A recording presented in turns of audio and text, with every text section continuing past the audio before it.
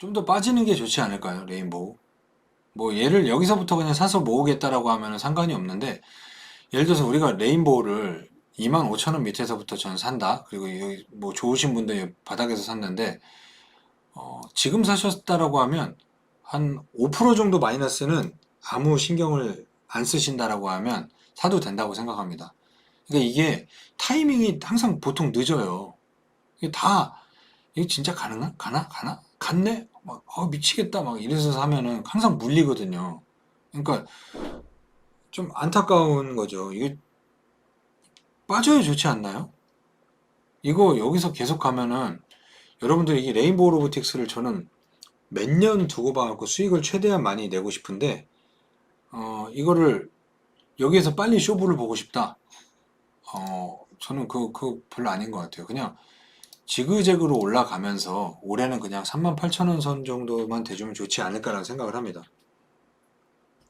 아마 별푸르님은 일단 대형주 위주로 공부를 하시고요. 그리고 책들은 이제 저퍼 주식을 뭐 이게 저평가다라고 하잖아요. 이 PER이요. 저평가일 수밖에 없는 산업군에는요. 아무리 저퍼라고 해도 저평가가 아닙니다.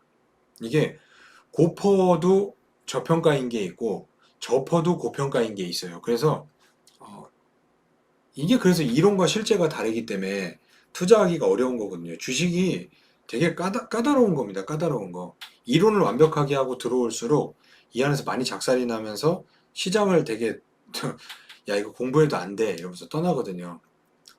어, 일단 산업에 대한 공부를 하십시오. 앞으로 어떤 산업이 좀 전망이 좋을 것인지 우리나라 10대 기업이 있거든요. 그 대기업이 내놓고 있는 성장 동력에 대해서 먼저 공부를 하세요.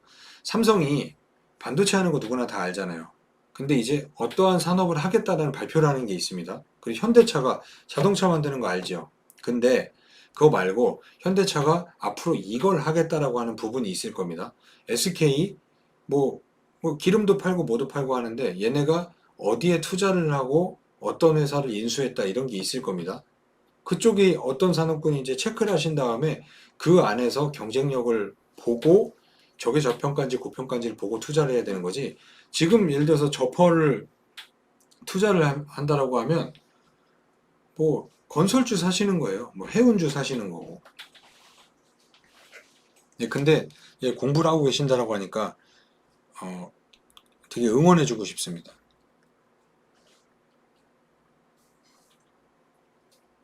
이게 초보자분들에게 이 로봇을 추천하기가 쉽지가 않죠.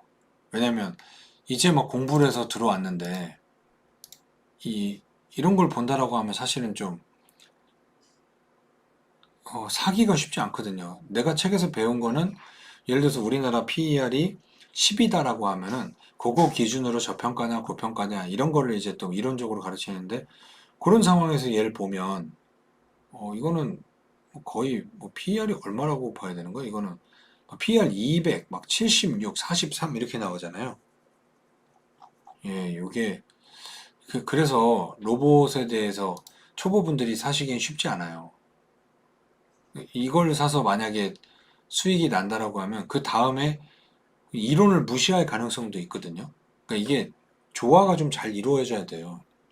먼저 이론적인 거를 좀 배우면서 그 다음에 이제 감각을 키워야 됩니다.